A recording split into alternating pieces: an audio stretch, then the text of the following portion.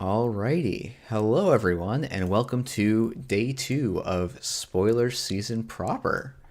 Um, we've got a bunch of good cards from NSG to talk about, and we have a bunch of great guests with which to talk about them. So I'm going to have them introduce themselves in order, talk a little bit about how long they've been playing Netrunner and what their favorite ID is. Not doesn't have to be from today, but just favorite ID that they've gotten to play with. So John, do you want to introduce yourself and yeah. Hey, I'm John. Recently been participating more in the community. I am the dealer on Backroom Deals, which is a live play Netrunner stream, which we do on Wednesdays at 7 Eastern. I'm also the current, I guess, at this point, the last East Canadian national champion. Because that ain't a thing anymore. But I have been playing Netrunner since creation and control, and I fell hard. The issue is that my favorite IDs are ones that I haven't played in so very long. It's got to be Kate McCaffrey. It's where I cut my teeth and how I learned to embrace Shaper. Yeah, Kate's a goodie and a classic one. Monde, do you want to introduce yourself to the room? Hello, I'm Monde. I've been playing since System Gateway, pretty much. Nowadays, you might recognize me from running streams or commentating on Null Signal's channel, and I am a TO in Ohio. Our districts is on the 27th, so, come on out, have a great time. My favorite identity, I think, will always be Mirror Morph. I love to impose absurd restrictions onto my play patterns for minimal gain, and I think that more people should do the same. Very nice. All right, NotAgain, last but certainly not least, do you want to introduce yourself to the stream? Yep, I'm NotAgain, and I've been playing since Midnight Sun, which I think is 2 years, 2.5, something like that. And so I don't have a lot. Like, I have no idea what the older card pool is since before then, so my favorite ID is obviously from relatively newer, which is 419, because everybody loves Denial. And by everybody, I mean me. Yeah. NotAgain is. Hopefully people know you're downplaying your accomplishments. You've been tearing it up in the kind of New England Northeast U.S. Netrunner circuit, and doing quite well under a couple of different names. Today was moving on to the spoilers a bit though. It was Thursday the 10th, so we got an elevation story from Shoeflower and then an article from NSG Narrative and Visual. And we've got Patrick in the chat, so we can all complain to him about everything that's gone wrong narratively. But no, it's Patrick. Everything's gone wrong narratively, and we need to talk about it. But yeah, I thought that I in an unusual move for me, I actually read the story, and I thought it was very good. It's I think it's a. Did any of you end up reading the story? I think narrative's taken a big jump recently. It was actually my biggest complaint about NSG when they first came onto the scene. Not that they were doing a terrible job, but I felt like there was something about the narrative that I wanted a bit of a punch up. So recently, though, seeing the way that the narrative is coming through, not just in terms of the stories, but also on the cards themselves, it's going a long way to show how much of an evolution NSG's had in the narrative department. Yeah. Well, rather than dilly-dallying about everything, I should probably talk a little bit about. We should probably get started on the spoilers for today. So first up, we've got Topan, Ormos leader. They use they them pronouns. They have 4MU, 0 link. I like the MU box in this frame. Identity natural, 4515, and their ability is once per turn, click install one card from your grip, paying 2 credits less. When you install that card, suffer 1 meat damage. And then a flavor text, whatever it takes for us to survive. Monde, I guess I'm going to call on you to give us first thoughts on this card. Why, yes, I do find this card to be very gender. Thank you. I am one of... Obviously, I'm excited to see explicit, denotation of how to refer to runners, because it's kind of awkward up until now to know about how these characters would prefer to run themselves. But not even talking about the identity, I am very in love with this. I noticed that all of the letters in Monde are inside of Topon Ormos leader, as is like real and AR. So I don't know if someone's playing a prank on me, but I'm excited to play this card. The ID, saving the money, and also getting to trash a card at random, that slaps. I mean, this is patchwork on a stick, right? Well, yeah. Patchwork was Patchwork's able to do a lot more. Yes. Patchwork can work on the corpse turn, and to absurd degree. I'm gonna miss Patchwork. Yeah, I'm just gonna hop on what Andre said. The templating for the IDs are wonderful. Like I am a huge fan of the new templates that we've got going on here, and it's just going a long way towards people who are new to the game being able to come in and seeing things laid out like this. Now I want reissues of all the IDs using this templating. I know I'm not going to get it, but I can dream. Yeah, that would be nice. It's funny, I for a long time have been like, like NSG frames are great, but I really kind of miss the FFG frames. I like the clutter and the bits and bobs. But like when people are like, the card is much cleaner. You can see more of the art, like, and especially all the ones we've seen so far. Like I feel like these runners have really like used the frames really well, and like instead of you being distracted by all of the bits and bobs, it's like, no, this is the character, this is the person, and they're really front and center. And I think it's been really impressive. To really facilitate that, the addition of story elements onto the backs of non-Earth Station IDs, I think as well. Like one of the things I think that is truly attractive about Netrunner is the identity. There is so much focus on how you build your deck based on which character or entity, whatever you pick at the beginning.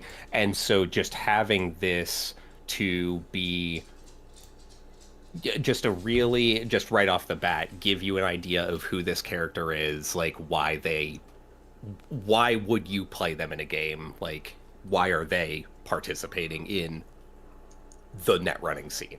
There's something I want to shout out too. Having this stuff on the back of the card, the sort of blurb that we have here, is something that I think that I've been waiting to see come back to Netrunner in full force, and here it is morally questionable runners. And we have this here with Topan, that there's accusations that their methods are too intense, that they use sexuality, and that also they're specifically frustrated for perhaps a good reason, but also against androids. And we haven't seen runners show that kind of morality recently, or at least not to this degree. And it's something that I missed from FFG's Netrunner that I'm glad is making a comeback here. Yeah, I think that's a really good point, and like I hope we kind of see that personified in more cards as well. But I do think this is a great start to like the a little bit of a grittier world maybe than we've been seeing in some of the recent Netrunner releases. I think that's really quite nice. NotAgain, we haven't heard from you quite yet on your thoughts on Topon, so I want to make sure you have a chance to chime in. Yeah, I'm just sitting back on one of my 10 hot takes that I'm going to drop today about this ID. So I'll preface this by saying that I'm in the minority, along with probably the rules team, where I hate patchwork. So seeing it on an ID, but as an upside, it does not let you play events, is like the upside. I like the upside, or I guess downside for everybody else loves patchwork that it does not let you play IDs, or sorry, events, is good. So the question here for me is, what expensive cards do I want to install with this that make sense? Especially when you're a paladin and in, every single Anarch deck. I mean, I would say like a twinning doesn't hurt to install this for cheaper, right? Especially because like you want to save that paladin bucks for later potentially. I feel like there's some But it does hurt. expensive The meat cards. damage hurts. Does it though? We've got steel skin and patchwork, so I don't know. Yeah, It's kind of like I said, you get to take a damage. And a lot of times too, you'll find with moshing, rest in peace. But it used to be the case that a lot of the things that you'd want to trash, if it's not Strike Fund, if it's not Steel Skin, it's just going to be duplicates or cards that are bad for the matchup. So, and as long as you can still use Poemu during this installation, provided that it has an install cost of 3 or more. But I would be happy to use this to save 1 credit and take a damage. Just kind of depends on what the situation is. I understand.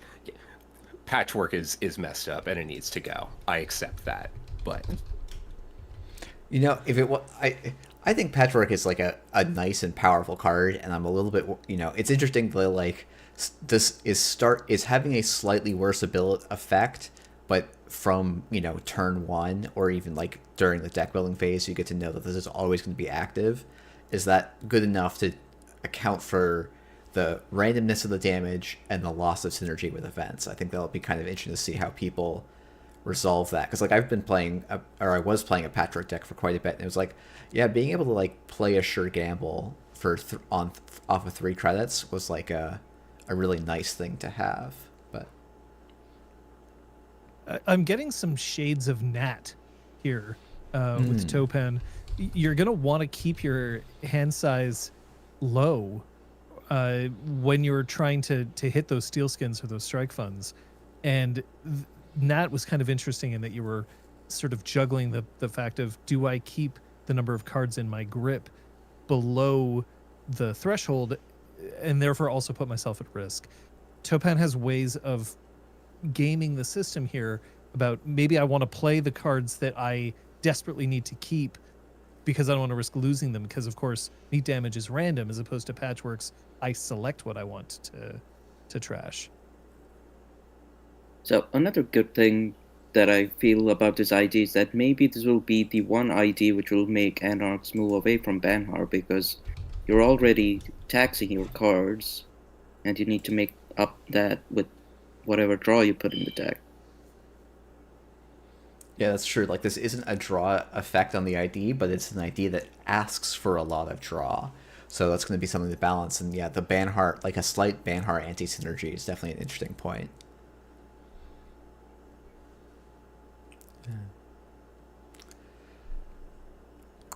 Let's see. But yeah, I don't know. I've touched a nerve with the Nat comparison. Yeah. Apparently, chat was not happy with that comparison. I also like went to God saying like, I need that jacket. I'm like, yeah, that's a pretty darn good jacket. So I don't know.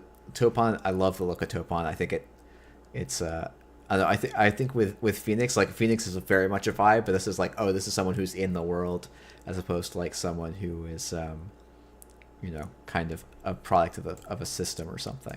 And I think that's kind of fun. I'll still say that in a world with Topan and Phoenix, I will still very gladly be playing Hashiko until they take my magical girl away from me. Yeah, I do think Hashiko's... Go on. No, please go ahead. So my Hoshiko's going in the binder because of Phoenix, and I'm just playing Phoenix from now on. Yeah, just to get a change of pace, or because you think that Phoenix is gonna outpace Oh, I think Oshigo? Phoenix is just better than Oshiko. Okay, that's excited to see how that plays out for sure. Um, well, Mondi or John, or have any final thoughts on Topon before we move on to our next spoiled card? Oh, there's never going to be any final thoughts, you know? Like, we think about these cards forever. That's fair. That's very fair. I I'm anxious to try. At the same time, I'm also anxious to see what other support we might be finding, either in Elevation or, well, actually in Elevation, specifically because I'll be curious to know what will happen to Topan once we rotate Startup. Because then startup. Well, actually, so right now, they don't have Steelskin scarring in startup, so they just have Strike Fund. But I'm kind of curious what other synergies you think are interesting with them about with startup. Well, Strike Funds specifically. Oh, okay, yeah, that makes sense. Yeah. All right. Well, let's move on. We have two Jinteki IDs to talk about. So we have AUCO, is probably the way I'm going to say this. I'm not quite sure. AUCO feels a little bit weird. This is a 45-15 identity division. Whenever you do damage or trash one or more cards from HQ, place one power counter on this identity. When your turn begins, you may remove two hosted power counters to look at the top 3 cards of R&D, trash one of those cards, and add the rest to HQ. Anyone got a first hot take on this one? I will say also, this was the one that I think Shu had the very interesting story about. I think that's, it's fun to see another perspective on Jinteki cloning. So, yeah. Yeah, I think that Shufar really nailed it with the idea if you see Buddha on the holo stream, except in this case, when you see the Buddha, you want to kill him. You want to kill that Buddha. This dude sucks. Futjal Batista, which is as far as I can tell how you're supposed to pronounce his name. I hate this dude. I can't wait to play him. Yeah, let's hope he's personified on a card somewhere. But they gave him a story. There's no way, right? Oh, they gave Sundog a story, and well, he did get a card. Just was a corp card. It's just Canadians dying all the time. Well, yeah. To talk about the actual card mechanics, the first thing that comes to mind, cohort guidance program. Is that? Oh my goodness! Cohort's guidance program. That's the name of the card, right? Yes. yep. I'm pulling it up for you. Yeah, that's the first one that comes to mind. Having the simultaneous turn begins, and you're able to, take advantage of being able to put a face down into archives and then immediately reveal it for use with the cohort. Yeah, that's a strong synergy point. It's clearly one of the cards that this idea is designed around. I'm looking at this card, and as well as the other Jinteki ID, which also, shout out, we're getting 2 IDs per faction, which is great. Oh yeah, buried the lead on that one a little bit. Apologies. I've been trying to play it really cool about this and not give it away too much on stream, but I've known for a bit, but it's just been I think it's great that we're getting 2 IDs per faction. That'll be double identity per faction bonus. Yeah. I mean, it's great, but it also means that all the degenerate personal evolution players out there, you're out of luck. We did not get an effective near print of personal evolution, and this isn't it. Well, this is better than personal evolution for the same degenerate Not sandbagging plays. the hot takes this time, I see. Let's go. No, go on. I want to hear. I mean, there'll be hot takes. Don't worry about it. All takes are hot in some regard, but I no, also sorry, do go on. I am going I do not again I am actually want to hear at least one of your hot takes. First though, I want to give I am Tom a shout out for calling this personal ovulation. I think that might be what it's now permanently. Who knows? But yeah, I thought that was quite good. That's good. There's a couple other good ones in chat, but I think personal ovulation was probably my favorite so far. But now again, I'm curious. What you think this is just better than PE? Yeah. So what PE needs is card draw, and this is literally just card draw. You don't. Like I guess, but aren't you losing? I feel like you're losing like 4 to 5 damage, and in addition to that damage, you're losing like the threat of that damage a little bit. So the threat of that damage still exists, but in the form of assets and upgrades. Like, I'll spend 6 or 9 influence in hostile architecture, and what's that sysop from the newest set? Daniela. Yeah. Or Ignacio? Like, you spam out hostile architectures and Daniela, Oh, not. and since Wait, no, that's not. Sorry. Yeah, go ahead. Keep talking. I'll find the actual card. yeah, you install Fuji's and Stings on it, and False Lead, the card that everybody loves. Well, I do. And you have some amount of a fork with a kill package. And you have some influence left, so slap in a measured response, or a Hendrik, or a Jubstad. Plenty of ways to do damage, and you're not losing tempo with it at all. But I guess also, I'm realizing now Angelique is just puts 2 counters on the ID here. That's very interesting. Yeah, and there's no limit on that whenever at the start there. I'm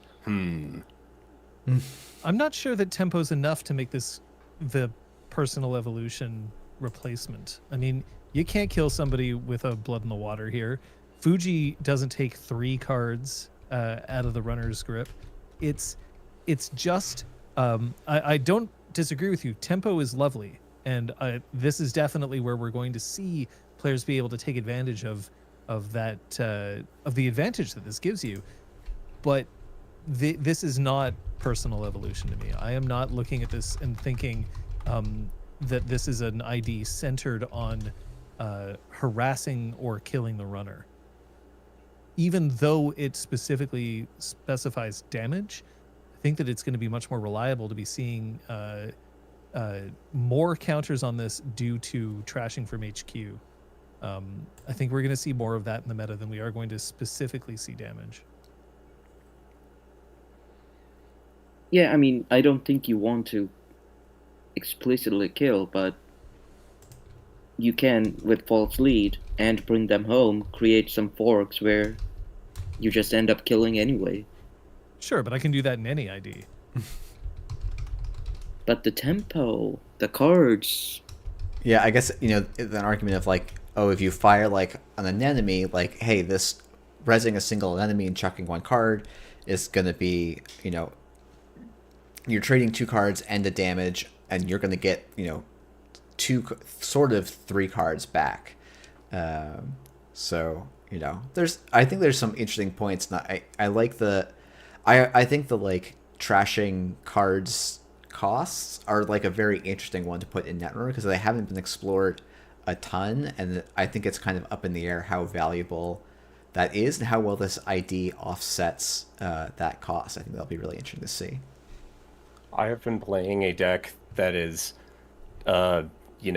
Audacity, Slash and Burn, Eminent Domain. Expendable is one of my favorite additions to the game. So, like, obviously I can't play events with those, and Audacity is about to rotate.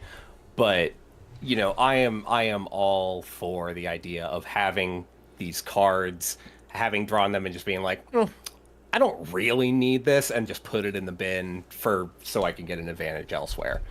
We're not going to be able to. The only expendable cards that you could do are Angelique and Treeline, and what are you putting Treeline in your deck for? So,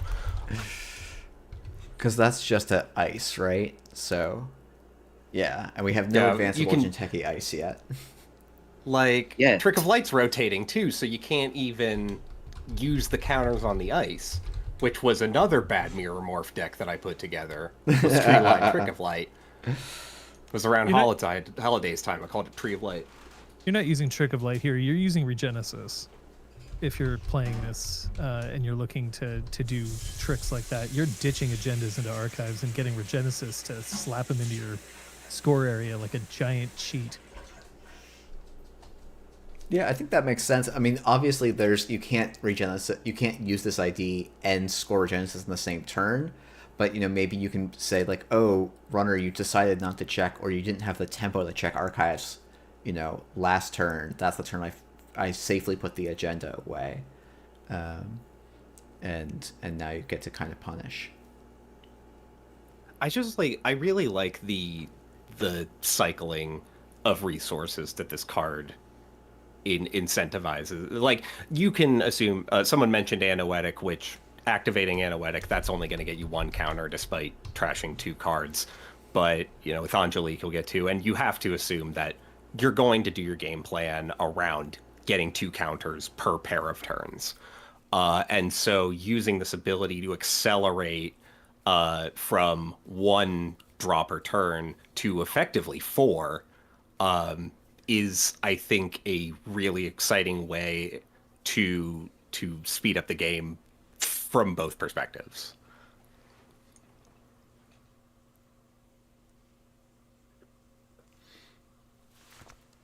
Yeah, I think that it's funny. I'm always wondering, like, because there's so many of these cards that we're talking about, like, are trashable, right? They're things that the runner can interact with. So I'm very curious to see how that's going to end up landing, and how much things can, will runners be able to keep up with the tempo of this card? But it seems like both the three of you and a lot of the chat are pretty high on this card and its synergies. So I'm going to be very interested to see how that comes out. I do want to add that so far everybody has been thinking of this as a white deck, but I feel like this can also be a rush deck, something like PD, just because you're drawing so much. Mm. And your Anoetics kind of just get you some tempo back, and you don't have to spend influence on it anymore. Yeah, I think that's an being interesting able to. point. Oh, sorry. Go ahead.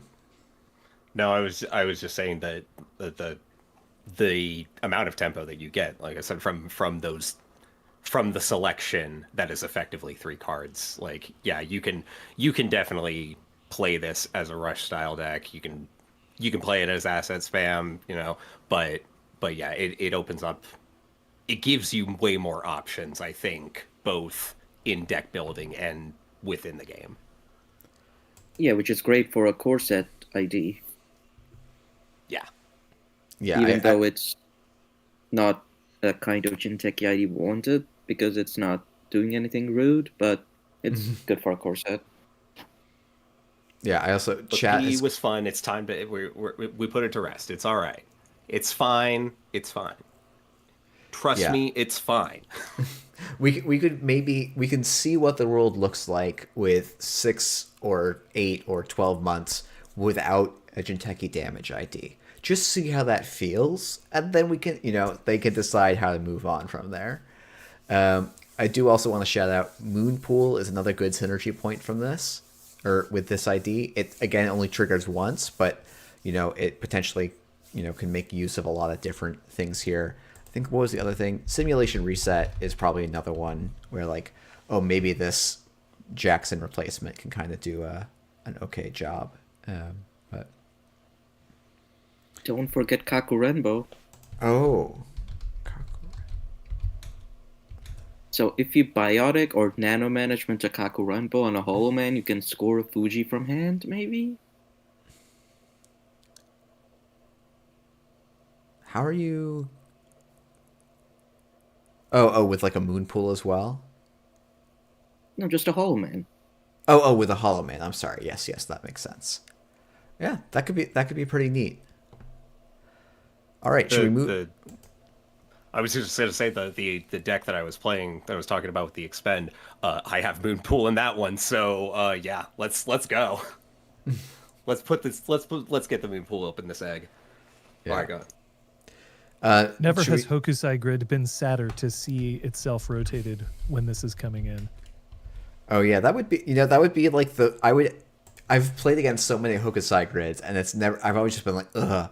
But if someone was putting in this deck, I'm like, oh yeah, we're trading tempo here. That's great, you know. So yeah, value damage is here for real apparently. We can just see if we get a Hokusai grid or anything like it in the rest of the set. Also, a soft counter to Banhar, but maybe gets bodied by Essa.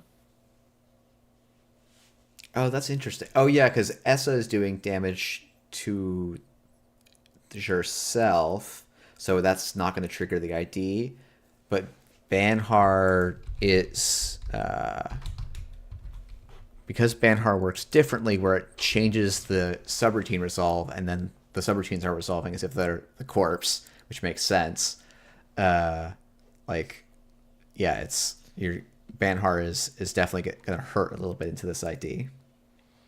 Except Sabotage is letting the corp trash cards from HQ, so they get their own counters. Oh, that's So true. while the damage on Essa is not counted, but the Sabotage is. I hadn't thought You about only get that. the one purchase Dushka, so that's still, as far as S is concerned, that's good rates. That's a good ratio. Yeah, But I maybe wonder. you just lose by getting milled. Yeah, it's like, oh yeah, if Essa gives herself a core damage, and then as Akko, you're like, all right, I'm gonna bin one from hand, so I get a counter, and then bin one from the top, and then I'm gonna look at 3 cards, bin one, and then draw 2, and it's like, oh man, where's my deck going? That's gonna be pretty quick. Why build a rush deck if you play against Essa? You're just that every deck's a rush deck. All right, should we move on to the final ID of today and the final card? Yeah, sounds good. All right, so last up we have PT. Oh, and I've already forgotten. And John, you had, I think, a good pronunciation of this, so I'm going to call on you to pronounce the title again, so I can learn from it a little.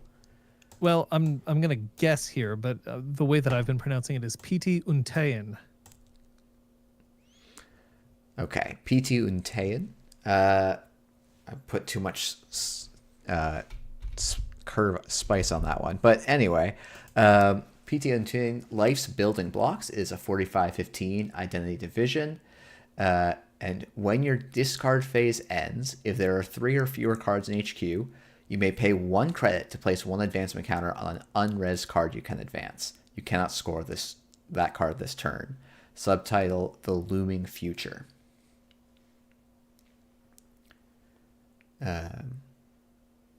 There's one word on this card that killed it for me. Is it unres? Unresed. That's a beater for sure. To take away the Charlotte synergy. I mean, I imagine they had to, because Charlotte at that point gets pretty OP. But the issue that I have then is that it reduces some of the more interesting things that I would like to have seen, such as being able to do that on perhaps advanceable ice, or being able to there's lots of ways that you could have made it slightly more interesting, and I feel like that unres is there because they took one look at Charlotte and said, "Oh, that we can't have that."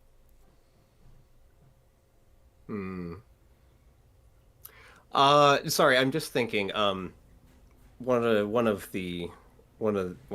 Lachmanos, a player from Cincinnati that I know, was telling me in the vaguest of terms, there is one card in Elevation that I saw and I said, this can't see print the way it is. And I wonder if this is that. I wonder if this card originally did not say unresed. I'm gonna have to talk to him about that. But yeah, that would be my guess. I'm interested to see, because how often really, as Jinteki, do you have like I guess you do have installable things that are only ever going to be accessed once, right? Like Ertica Cipher, uh trying to think of literally anything else. I mean, that's probably the big one. There's some traps you can import, um, but At, at the very least, like there are times when just like you want to be able to advance an agenda once, the turn you install it, just so you can have a better pattern for the next turn or two. And this can give that to you, and honestly, that's probably going to be good enough in a lot of situations. I see that chat's mentioning this, specifically Aurora Long, saying it does push this into shell game, and that's what I'm worried about. Uh, I admit that this is a failing on my part, but I don't like shell game Netrunner. I find that it changes the game fundamentally from what it is to a coin flip in some ways. I know that that's an oversimplification, but it's if that's the kind of thing that I'm going to see from this ID, I'm going to be disappointed. yeah, I also like. I'm a little skeptical. I mean, that might be the case. I think there's kind of a similar-ish idea already in Saraswati, and like it's a little bit, arguably it's less restrictive. Um, but I think it's kind of interesting. What was I thinking? Like this deck, I mean, was often a shell game deck, though I've definitely played Saraswati as a tempo deck, and that free advancement, I feel like it's like a little bit easy to kind of sleep on that tempo. Because it's like, oh, I install an off-world office and advance it for one click, and like advance it in the same click, or like kind of at the end of my turn, which is sort of doing the same thing. It's almost like I've played a seamless launch in that next turn I could just spend 3 actions to score it next turn, which I think is kind of an interesting, like that can be an interesting play pattern. But I think it depends a lot, like does Russian Jinteki make any sense? It's not an archetype that it's not usually gone well together. And then like, yeah, can we just play the clear is the clearinghouse cerebral overrider mind game just the best thing to do here? I have a feeling like we're going to be seeing PD like decks here, because this thing scores 4/2s without seamless launch.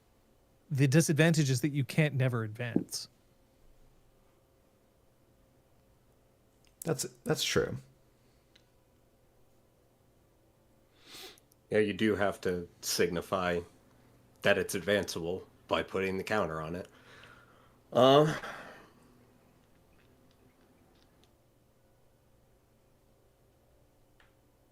Also So I've considering been this. No, go ahead. Sorry. yeah, I've been silent because I have the biggest hot takes for this ID. Let's go. Okay. There's how I look at it is there's 2 places where this ID can go. One is shell game, which I don't think anybody wants it to go there, but it is what it is, and that's fine. And the second is in the binder. Everything Brutal. like everything this ID wants to do, AU Code just does it better. And we have La Costa, so the advancement is just a downside because you're giving that info to the runner, and they didn't get bodied by Hermes anyway. Yeah, Hermes is definitely a feel bad card for this, and has been this style effect has traditionally been very good against these kind of advancement and shell game decks. So Because you have to weaken HQ in order to use this effectively, that's why I'm not so sure that this is going to turn out to be the Jinteki PD. I'll probably be looking back on this in 6 months and think like, oh, I missed the mark on that. But PD gets to have 6 cards in hand. And this, if you want to be able to do PD things, you have to have 3 or fewer. It just feels bad in a way that in order to make use of this thing's effect, you have to make your HQ vulnerable. Yeah, and I guess, it's like, historically a way that Jinteki has made HQ less vulnerable is by having like snares or other kind of traps in hand, but those are rotating, so like unless we have something like that, that's, I guess the question might be like, if you wanted to, like, if you could play snare, do you think it would belong in these decks, or do we think that's like, you can't advance it, so it's anti-synergistic with what you want to do? I mean, I've never seen a rush deck play snare.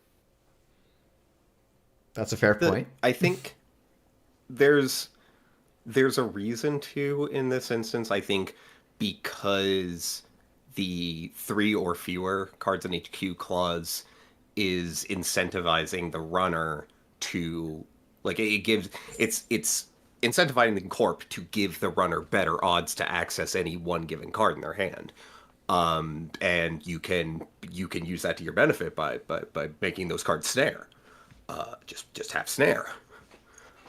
It is obviously like not something that you can advance or put advancement counters on, like with other things, because it's not advanceable. But at the same time, like, don't install your snares. What are you doing? Don't install your snares.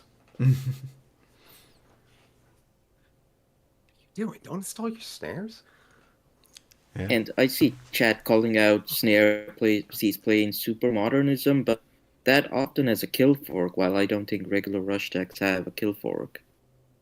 And you can argue you can put a kill fork in here, but I just don't see the cards for it. But I think the Once again, you can, yeah. No, the thing that we're not considering is that there are people whose prerogative is to put snare in a deck by any means necessary. And, we can say whether or not snare is going to go into or not into a deck, and people are going to want to put it in anyway. But you always got to be careful about snare. It's the quintessential runner card. I'll never forget. Well, we don't have to be snare careful access. about it anymore. Yeah, we get freedom from that card. So, Jamie, I'm excited to see what gimmick you put in your decks going forward. Because Jamie has been one snare goes in every single deck, and we'll have to see what new gimmick we can find. Yeah, I don't know. So I guess, hopefully this ID isn't total garbage. It does sound like everyone thinks it needs a little bit more support if it's going to see any play. And, maybe it is a binder card. It's not unheard of for NSG to release a binder card. And, I think there's also an argument that, like, the more shell game style can, like, help lower the skill gap, or like allow a player who is less skilled to have a little bit higher odds to win. And so that could be a reasonable reason to have an idea like this. Aurora, this is my favorite. I don't know if this is my second favorite ID art, I think. And this is probably my favorite NSG building art by a pretty substantial margin. Yeah, Kieran Lynn always knocks it out of the park. Who I wanted to shout out the other ones, the artists for the other identities, but I forgot. We can pull them up real quick. Zefania Lankan Maega was Topan. I don't recognize that name. I think that's their first set, so exciting to see more from them. I've worked with them with OP. I think they were also on the Liberation cycle, but I'm gonna have to go. Let me double check since I'm the one who made the claim. And then Marianne Ruiz did Auco, and then Kira Nguyen has done a ton of art for NSG and I think also for FFG. and does some like really nice sci-fi cityscapes. And I think this is really a very good one. Never mind. I should have recognized Zafania. Powers that be, wake implant, freedom of information. I don't know why I didn't, but yes. Oh, Wake is one of my favorite arts from that set too. It's very good. Powers that be is one of my favorite cards, both mechanically and lore wise, and I think that art captures the essence very well. But yeah. Oh, I was gonna say, I think a great place for this ID is just the second Jinteki ID in Elevation. You know, there are people who aren't going to be able to go to events, and they're not going to be like, you know, paying attention to the ban list. Like, there are people just at their kitchen table. They enjoyed System Gateway, and maybe they want to play a little bit more. You know, it, even if things aren't optimal, it's nice to have that variety.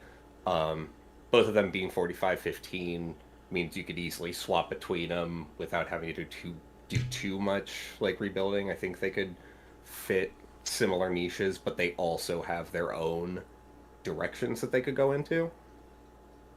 Yeah, I want to echo that. I think that it's important that not every ID be, you know, S tier, try hard city.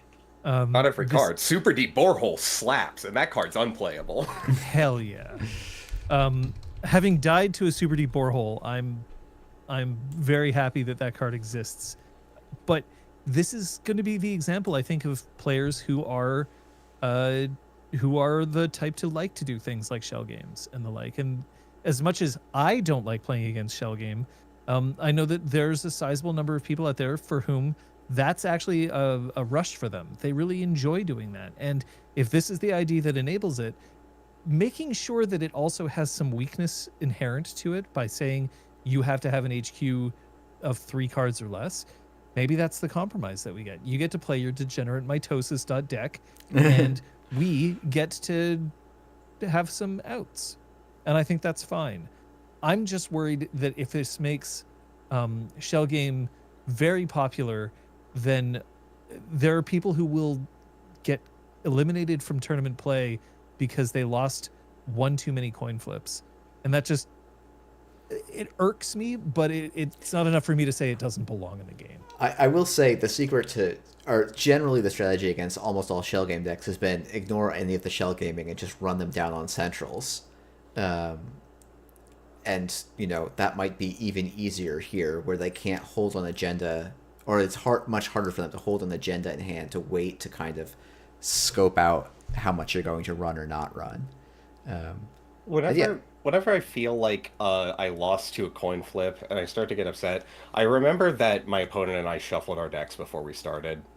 It's easy to forget that like we subject ourselves to randomization just inherently, and you know shell game is kind of mitigating that randomness by putting that psychological game to it. So, you know, there are people who roll dice for their side games. I think about every single one of them. Both are valid, I think. We can coexist.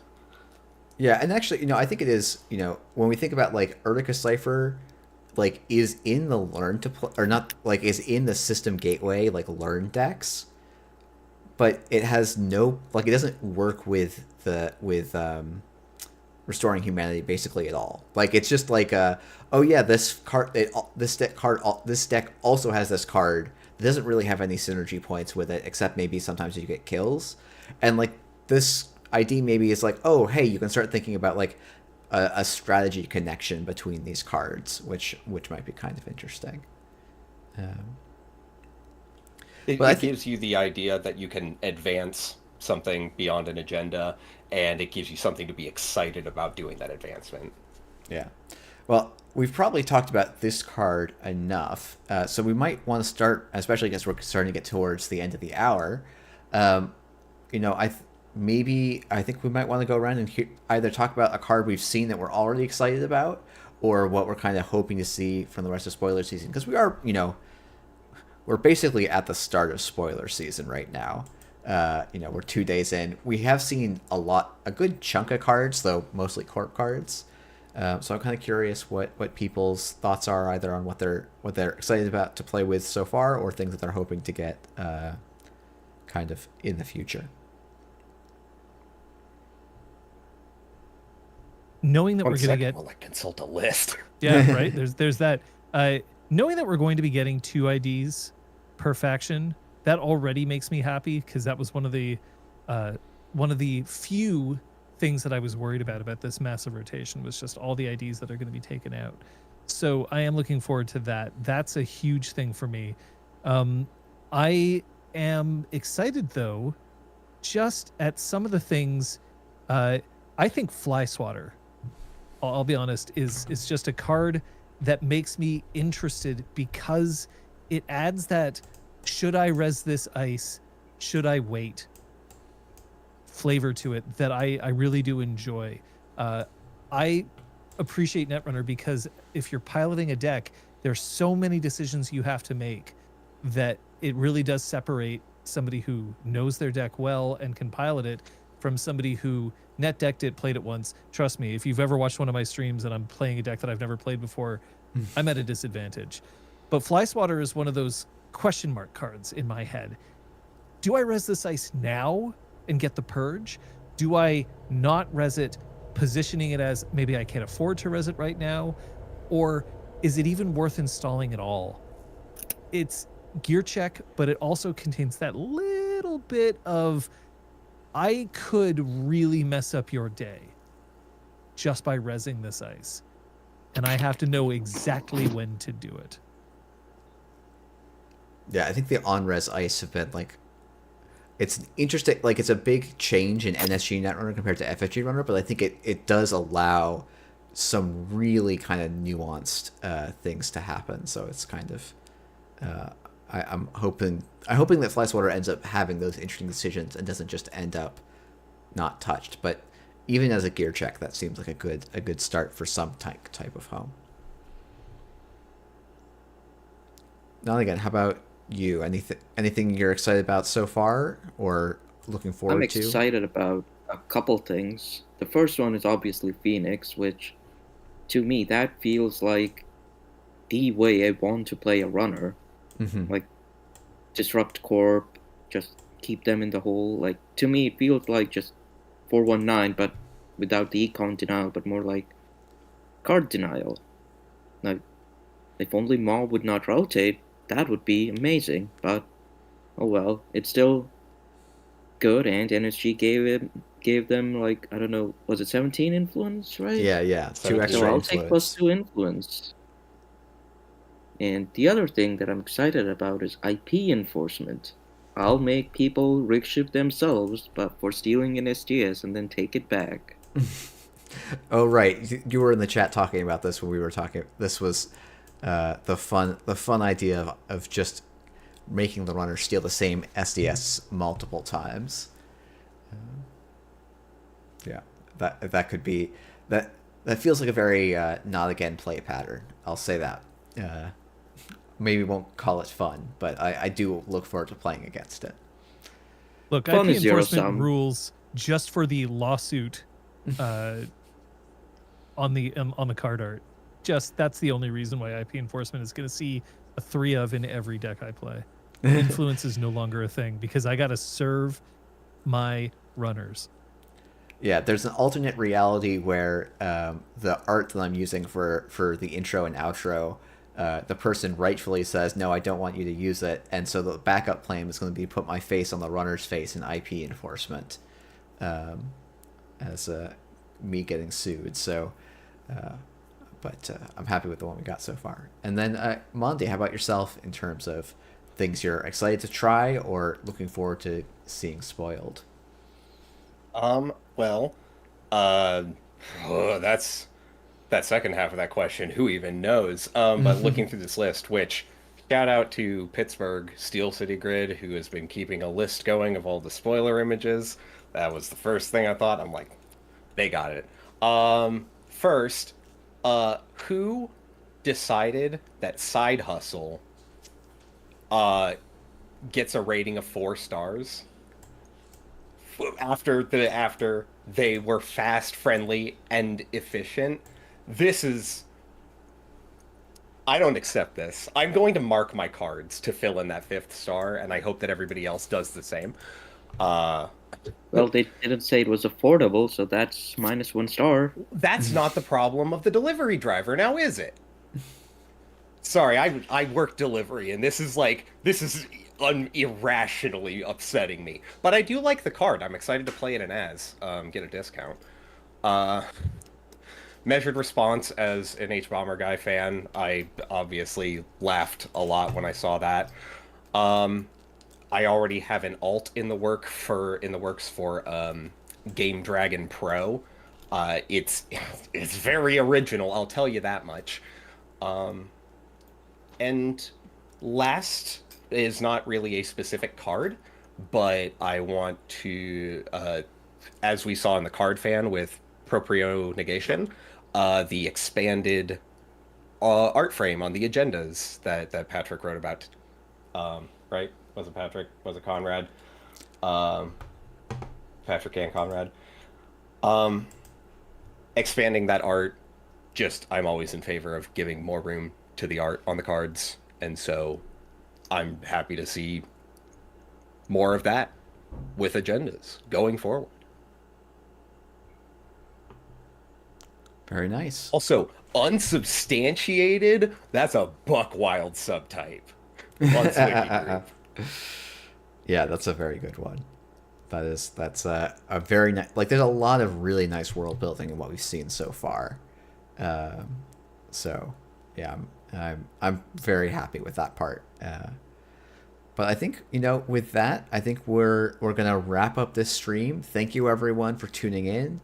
Thank you to these fantastic guests. It's been great to chat with all three of you, and I hope everyone is enjoying scoop season so far, and hopefully we get some very nice scoops tomorrow. Thank you, everyone, and I'm good sure night. You're sure we will. Good night, y'all. Thanks for watching. Bye. Rip Daily Cast.